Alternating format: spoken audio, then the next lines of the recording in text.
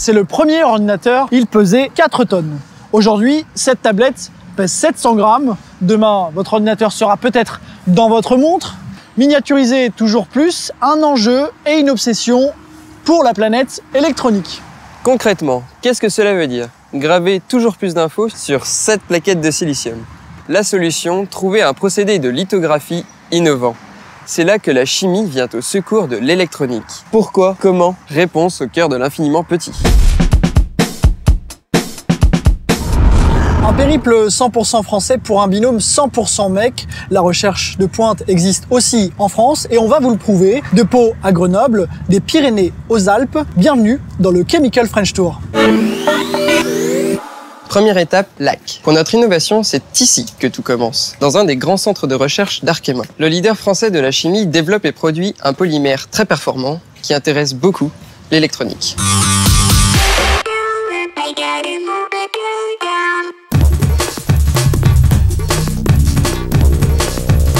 Christophe, j'ai une plaquette de silicium et je voudrais savoir pourquoi l'électronique a besoin de la chimie pour faire plus petit. Parce que dans la course à la miniaturisation actuelle, les procédés classiques de lithographie sont limités. On peut descendre que jusqu'à 40 nanomètres de résolution. Petite précision sur le nanomètre. Un cheveu fait environ 40 000 nanomètres. Et mon ami Philibert fait 1,7 milliard de nanomètres. Comment on fait pour descendre en dessous de 40 nanomètres? Il faut complètement changer de procédé et c'est là que la chimie intervient. Et le moyen qui a été trouvé, c'est notamment d'utiliser des copolymères à bloc. Pour tout savoir sur les copolymères à bloc, ces fameux copeaux, direction le labo. Bonjour Célia. Bonjour Quentin.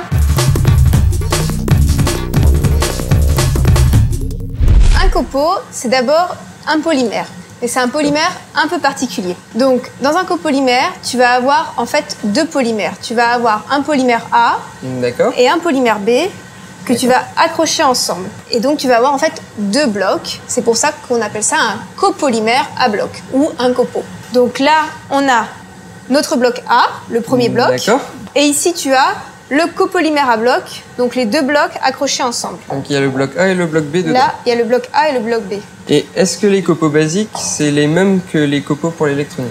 Alors, pour l'électronique, on a besoin d'être très très propre. Donc, on a des copolymères vraiment d'une grande pureté. Toi, Célia, tu étais une spécialiste des copolymères de l'électronique? Moi, j'étais plutôt une spécialiste des copolymères. Et j'ai dû devenir une spécialiste de l'électronique. Parce qu'aujourd'hui, la chimie fait avancer l'électronique, mais l'électronique fait aussi avancer la chimie. Donc Célia, où est-ce qu'on est là? Donc là, tu es dans notre hall de production. Est-ce que c'est facile de produire ces copolymères? Non, c'est pas facile. Et le principal défi qu'on a, c'est de passer d'une petite épicerie, donc de faire des petites quantités, vers en fait le supermarché. Donc la grosse industrie? La grosse industrie, voilà. À qui vous les distribuez? Donc principalement à notre partenaire le CEA.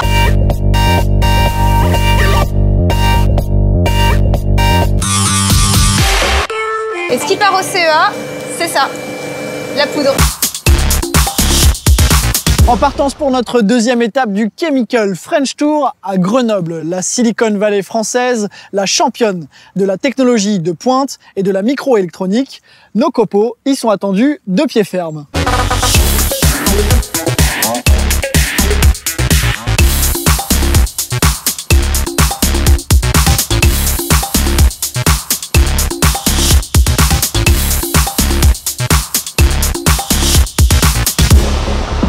Nous voici au cœur du polygone scientifique. Clé de voûte de ce technopole, le CEA Leti.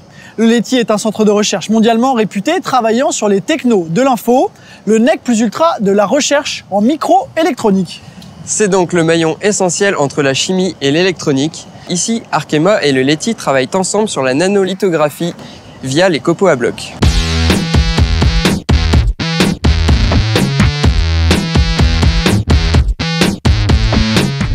Pourquoi tout cet équipement? Bah tu sais Philibert, la poussière c'est l'ennemi de l'électronique. Donc là on va dans une salle blanche. Et c'est quoi une salle blanche? Concrètement, il y a 10 poussières au mètre cube et dans un air normal, il y a 100 000 poussières au mètre cube. Donc tu vois Philibert, t'as pas intérêt à éternuer. Bonjour. Bonjour, vous saviez? Philibert, livraison spéciale de copeaux à bloc. Merci.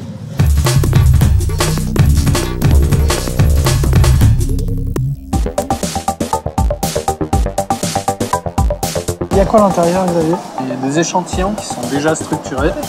Donc on va aller faire de la microscopie. Alors, Xavier, les copeaux que je t'ai amenés maintenant, ils sont où exactement? Ils sont là. C'est ces petits ronds là. Tout à fait.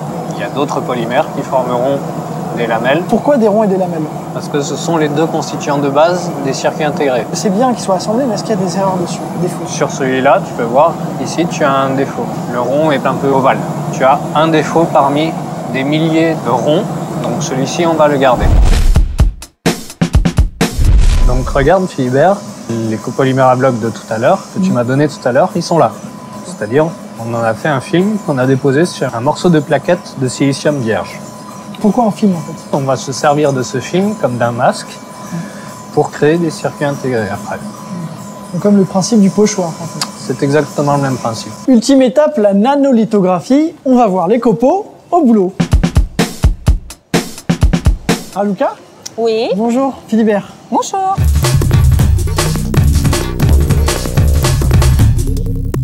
Alors là, vous êtes en zone litho et donc vous êtes à côté de la ligne pilote par copolymère à bloc.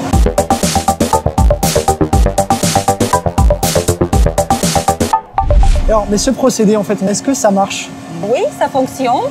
Donc en utilisant ce nouveau procédé basé sur l'auto-assemblage des copolymères à bloc, on peut se permettre de descendre jusqu'à 15 nanomètres. Quelles sont les conditions pour que ça passe en production? Il y en a une condition qui est essentielle, qui porte sur le nombre de fautes ou de défauts sur la plaque. Combien maximum de défauts? Pas plus de 4 ou 5 défauts. Si on y arrive donc, ce sera une première mondiale. Oui, effectivement, ça sera une première mondiale.